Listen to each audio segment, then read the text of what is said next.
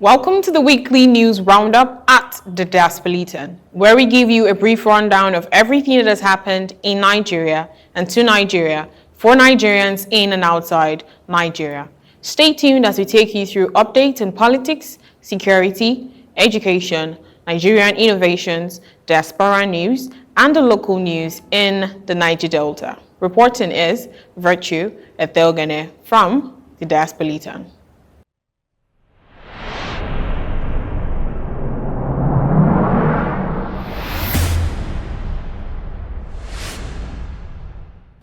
Welcome back. Let's get you started with updates on politics. The headlines. Ekiti governorship election campaigns enter final stretch. INEC updates electoral framework. Political activities intensified across Ekiti State as parties entered the final days before the June 20 governorship election. The Independent National Electoral Commission continued preparations for the poll, while candidates increased statewide campaigns. Political observers say the election will serve as an important indicator ahead of the 2027 general elections and could influence political alignments across the Southwest. Meanwhile, INEC used the week to unveil updated electoral guidelines aimed at strengthening transparency, improving voter management procedures, and preparing for future elections. Officials said the revised framework would help streamline election administration and improve public confidence ahead of the 2027 electoral cycle.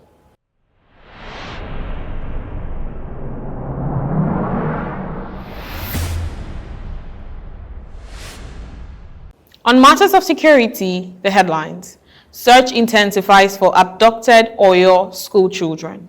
Police rescue Adelabu's sister and twin sons. State police bill advances. The fate of 39 school children and 7 teachers kidnapped in Orire, local government area of Oyo State, remained a major national concern during the week. The victims were abducted on May 15 from Baptist Nursery and Primary School in Yawota, Community Grammar School in Esiele, and local government area primary school in the Ahoro Esinle axis.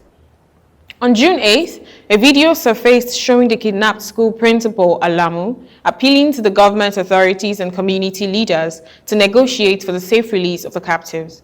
The Nigerian Air Force confirmed the deployment of surveillance aircraft to support rescue operations, while pressure mounted from labor unions, religious groups, and civil society organizations demanding urgent action. In another major security development, operatives of the Force Intelligence Department Intelligence Response Team, working with the Oyo State Police Command, rescued Mrs. Busola Adegoke, the sister of former Minister of Power Adebayo Adelabu, along with her 12-year-old twin sons, Peter and Paul.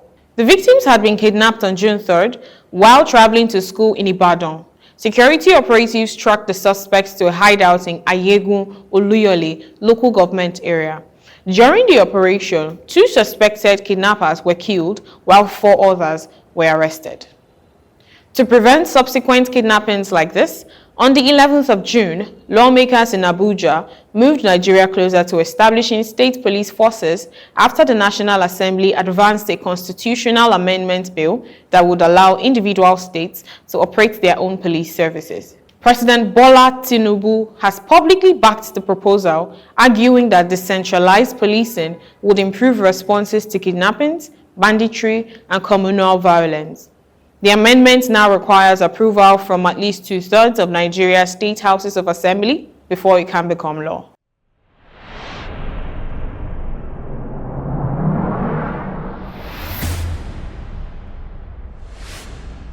On matters of education, school security is back in focus. The continued captivity of school children in Oyo State has renewed national scrutiny of Nigeria's Safe Schools framework and its effectiveness in preventing attacks on educational institutions. The Safe Schools policy was first introduced in 2014 and later strengthened through the National Policy on Safety, Security, and Violence-Free Schools 2021, which sets standards for school safety planning, emergency response, and coordination with security agencies.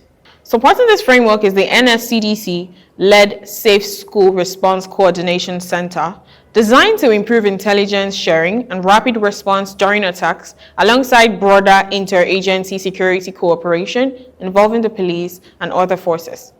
Despite these structures, education stakeholders say implementation remains inconsistent. Many schools, particularly in rural areas, still lack basic security infrastructure such as perimeter fencing, emergency communication systems, and dedicated protection personnel. Recent assessments and reporting indicate that attacks on schools have continued despite the existence of national safety frameworks, raising concerns about the gap between policy design and on-ground execution.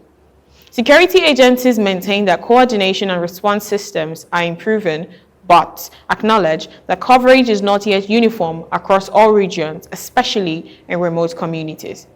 The Oyo incident has therefore reignited a familiar national debate over whether Nigeria's Safe Schools framework is functioning as an effective prevention system or remains largely reactive after incidents occur. Federal government reaffirms merit-based admissions.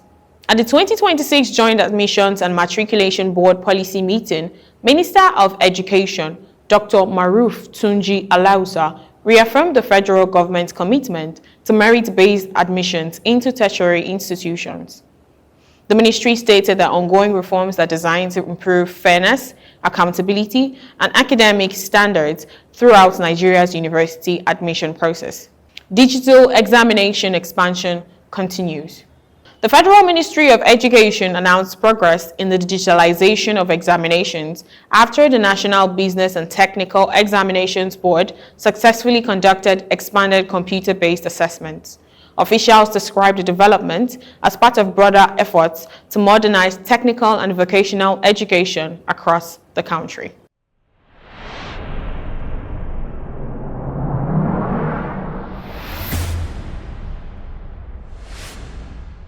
Concerning Nigerians making waves for us home and abroad, Nigerian innovator Oyinlola Oluwatobi continued to receive recognition after earning a Guinness World Record for developing what has been described as the world's smartest GPS tracking device. Technology stakeholders have hailed the achievement as another example of Nigerian excellence in engineering and innovation. Meanwhile, organizers of the Nigeria Prize for Science and Innovation announced that the 2026 edition attracted 237 entries, the highest participation level recorded since the competition began. The increase is being interpreted as evidence of growing Nigerian interest in research, technology development, and problem-solving innovations.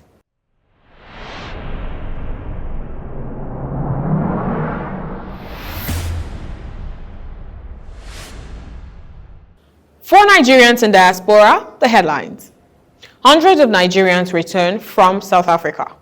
Diaspora investment campaign expands. Diplomatic and humanitarian concerns intensified during the week as Nigeria began evacuating citizens from South Africa following a surge in anti-migrant violence and protests targeting foreign nationals.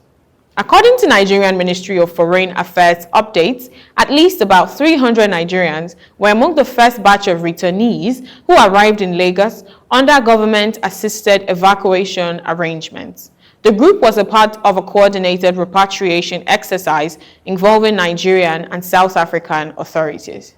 Officials also confirmed that the evacuation effort expanded rapidly after more than 1,000 Nigerians registered interest in voluntary return, reflecting growing fear among Nigerian nationals living in affected areas of South Africa. The unrest in South Africa has been linked to ongoing anti-immigrant demonstrations and sporadic attacks on foreign-owned businesses and residential areas. Reports indicate that these tensions escalated into violent incidents in several urban centers, prompting several African countries, including Nigeria, to activate emergency evacuation and consular protection measures for their citizens. Nigerian authorities say the evacuation process is being handled in phases, prioritizing vulnerable citizens, including families, those displaced by violence, and individuals unable to safely remain in their current locations. The federal government has also stated that additional evacuation flights are being arranged in coordination with South African immigration and security agencies. While South African authorities have, in some cases, described affected migrants as undocumented, Nigerian officials maintain that many of those returning include legal residents who were unable to renew permits due to administrative and systemic delays, a point that remains part of ongoing diplomatic discussions between both countries.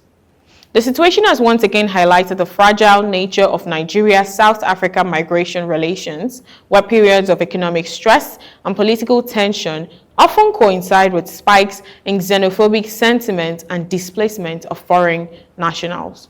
For now, evacuation efforts continue, with Nigerian authorities monitoring the situation closely as more citizens are expected to return in subsequent flight operations.